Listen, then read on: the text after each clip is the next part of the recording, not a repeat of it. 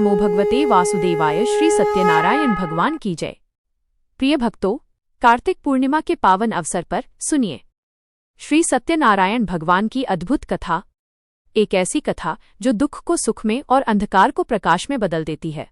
एक समय नैमिषारण्य क्षेत्र में अनेक महान ऋषि मुनि एकत्रित हुए। शौनक आदि ऋषियों ने विनम्र भाव से सूत जी महाराज से पूछा, हे महामुनि, ऐसा कौन सा व्रत या तप है जिससे मनुष्य अपने सभी दुखों से मुक्त होकर इच्छित फल प्राप्त कर लेता है? सूत जी बोले, हे ऋषियों, यही प्रश्न कभी देवर्षि नारद ने स्वयं भगवान विष्णु से किया था। अब वही पवित्र संवाद मैं आपको सुनाता हूँ।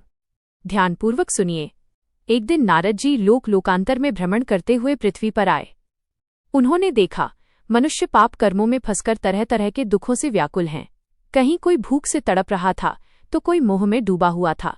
नारद जी का हृदय करुणा से भर गया। उन्होंने सोचा, कैसे मिटे इन प्राणियों का दुख, कौन सा उपाय करे जो सबका कल्याण हो जाए। और फिर वे सीधा वैकुंठ लोक पहुंचे।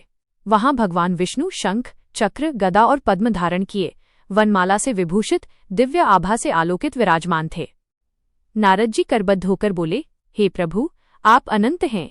आप ही सृष्टि के आदि और अंत हैं। आप ही भक्तों के दुख हरने वाले हैं। भगवान विष्णु मुस्कराए और बोले, वत्स नारद, बताओ तुम यहाँ किस प्रयोजन से आए हो? क्या चाहना है तुम्हें? नारद जी बोले, प्रभु, पृथ्वी पर मनुष्य पाप कर्मों में फंसकर दुख भोग रहे हैं। कृपा कर बताइए, ऐसा कौन सा व्रत है जिससे वे दुखों से मुक्त होकर मोक्ष को प्राप्त कर सकें? भगवान बोले, वत्स, तुम्हारा प्रश्न अत्यंत उत्तम है। मैं तुम्हें एक पवित्र व्रत बताता हूँ जो स्वर्ग और पृथ्वी दोनों में दुर्लभ है। यह व्रत है श्री सत्यनारायण व्रत। जो मनुष्य श्रद्धा और भक्ति से इस व्रत का अनुष्ठान करता है वह इस लोक में सुख भोगता है और अंत में मोक्ष को प्राप्त करता है। भगवान बोले, इस व्रत से दुख, शोक, दरिद्रता और बाधाएं समाप्त हो जाती हैं। भक्त को धन, सौभाग्य, संतान और विजय की प्राप्ति होती है। सत्यदेव बोले, जो कोई सायंकाल के समय संध्या में इस व्रत का आयोजन करता है, भोग लगाता है, कथा सुनता है और ब्राह्मण को दक्षिणा देता है, वह निश्चित ही अपने जीवन के सभी कष्टों से मुक्त हो जाता है। केला, घी, दूध, गेहूं का आटा और गुड़ से बना सवायुक्त भोग लगाना चाहिए और कथा सुनने के बाद प्रसाद सब में बांटकर स्वयं ग्रहण करना चाहिए। और जो मनुष्य इस व्रत को श्रद्धा से करता है उसका जीवन निश्चय ही सुधर जाता है। भगवान बोले, इस कलियुग में सत्यनारायण व्रत के समान दूसरा कोई उपाय नहीं है। अब भक्तों, भगवान की बताई इस कथा को सबसे पहले एक गरीब ब्राह्मण ने किया था और उसी क्षण से उसका जीवन बदल गया। गरीब ब्राह्मण भूख से व्याकुल इधर उधर भटकता रहता था। एक दिन भगवान वृद्ध ब्राह्मण का रूप धारण कर उसके सामने आए और बोले, वत्स, क्यों दुखी हो? अपना कष्ट बताओ। वह बोला, मैं निर्धन हूँ प्रभु, भीख मांगकर जीवन चला रहा हूँ।